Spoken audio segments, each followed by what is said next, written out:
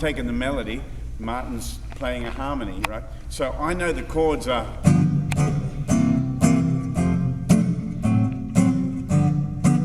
That's the chords. It's basically based in F, bridge, B flat, diminished,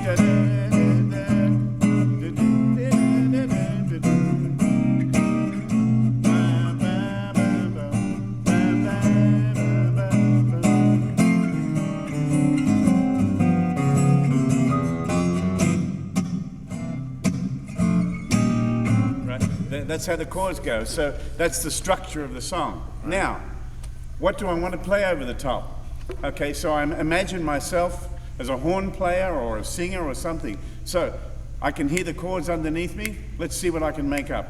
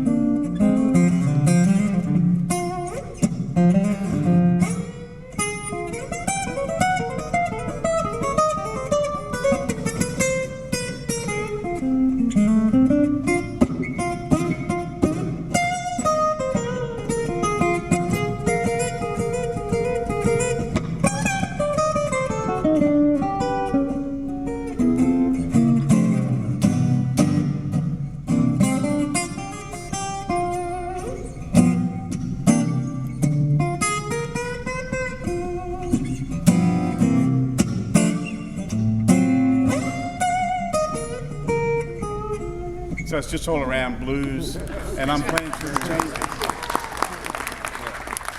So I'm just going for things that I like the sound of, and I know where I'm at, and I know that even though the changes are, I can just play blues around F, and it'll all work. And I like the sound of it, you know.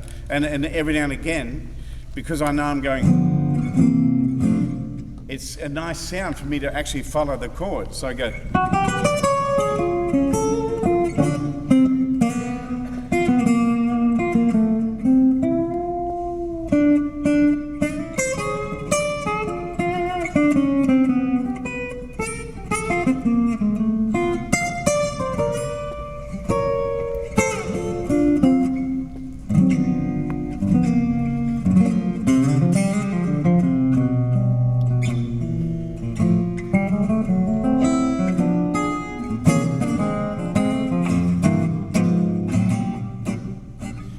Learned all that stuff by absolutely stealing everything I can from every good player I ever heard.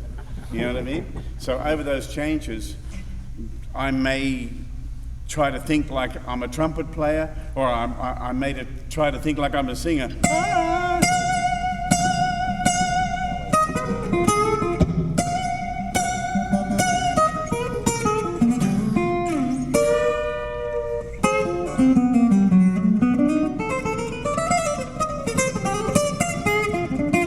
And then there are some times where I may play through the changes using a diminished. I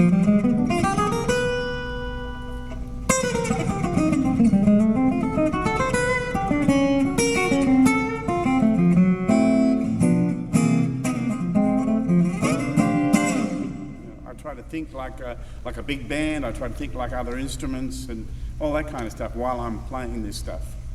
And I'm just using whatever I know to create the improvisation, you know, to make a statement, to say something, you know.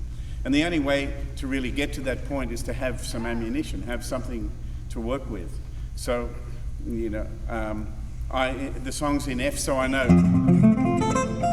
There's F.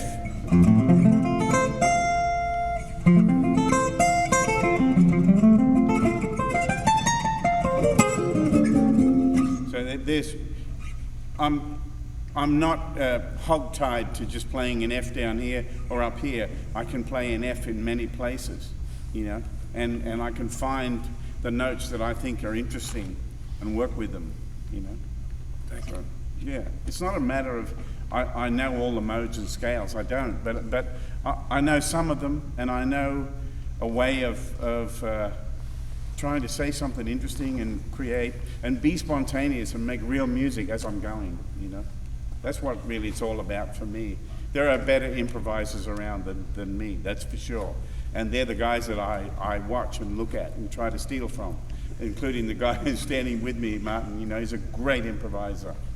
And, you know, guys like Charlie Christian and George Benson and Wes Montgomery was one of the greatest improvisers I ever heard.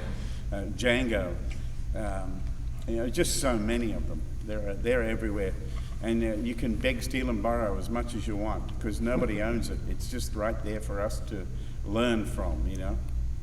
And there's so many. Larry Carlton is a great, great improviser. But the difference between Larry and most of the others, he can tell you exactly what he's doing, and yet he still plays from a total, spontaneous, soulful point of view. But he's so schooled and so full of knowledge that he can actually tell you, well, I was playing blah, blah, blah, because the relationship of that note with that chord is really beautiful. You know, he can tell you all that. So he's cleverer than me, that's for sure. Anybody else? Yes, sir?